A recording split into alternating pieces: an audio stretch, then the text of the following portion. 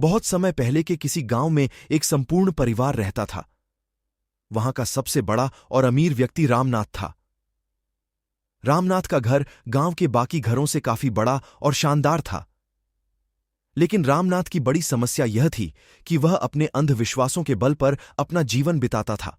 रामनाथ के पास एक खास पुराना पेड़ था जिसके नीचे उसने एक 4 पत्थर गाड़ दिए थे और मानता था कि उस पेड़ के आसपास कोई भी नकारात्मक ऊर्जा नहीं आ सकती।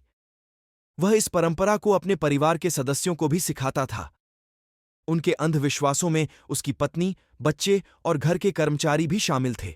एक रात गांव में अचानक एक डरावनी चीख सुनाई दी।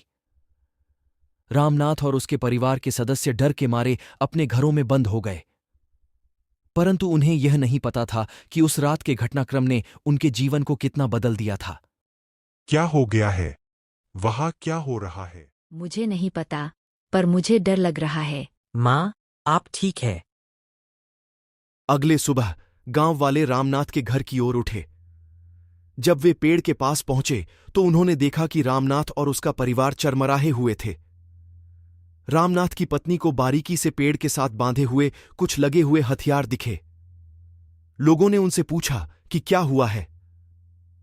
रामनाथ की पत्नी ने समझाया कि उनके पेड़ के पास रात को कुछ अजीब आवाज सुनाई दी थी, जिसके चलते उन्हें डर लगा और वे हथियार लेकर बैठ गए थे। हाँ, देखो, रामनाथ का परिवार डर के मारे है। हमें यहाँ कुछ गहरे आवाज सुनाई दी थी। कुछ नहीं है, तुम्हें बस अंधविश्वासों का शिकार हो गया है। लोगों ने उन्हें हंसते हुए छोड़ दिया, लेकिन वास्तव में रामनाथ और उसका परिवार को कुछ और ही दिखाई दे रहा था। उनके पेड़ के पास कुछ गहरे खड़खड़ाहट की आवाज सुनाई दी।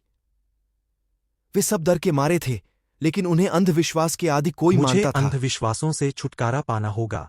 लेकिन क्या हम बिना अंधविश्वासों के अपने पेड़ की सुरक्षा कैसे करेंगे? हमें अंधविश्वासों को छोड़ना होगा। वक्त बीतता गया और गांव में रामनाथ की परिवार की जिंदगी फिर से सामान्य बन गई। परंतु उन घटनाओं ने रामनाथ को अंधविश्वासों से छूटने के लिए काफी सोचने पर मजबूर किया। वह अपने अंधविश्वासों के साथ साथ अपने पेड़ की रक्षा के लिए भी कुछ करना चाहता था। एक दिन रामनाथ ने अपने पेड़ की सभी रक्षा मिटा दी और उसे काट दिया। उसके परिवार के सदस्य उससे असंतुष्ट थे, लेकिन रामनाथ ने अपने निर्णय पर अडिग रहा। कुछ ही दिनों के बाद गांव में एक और चीख सुनाई दी। लोगों ने देखा कि एक विचित्र शव उनके घर के सामने पड़ा हुआ है। उस शव के साथ एक लापता लोहे का टोपी भी था। लोगों ने उस शव को देखकर सोचा कि यह कौन हो सकता है, लेकिन रामनाथ को उसकी पहचान हो गई। यह कौन है? लगता है यह रामनाथ है। हमारी सोच में उसके अंधविश्वासों ने उसका यहां ले आया है।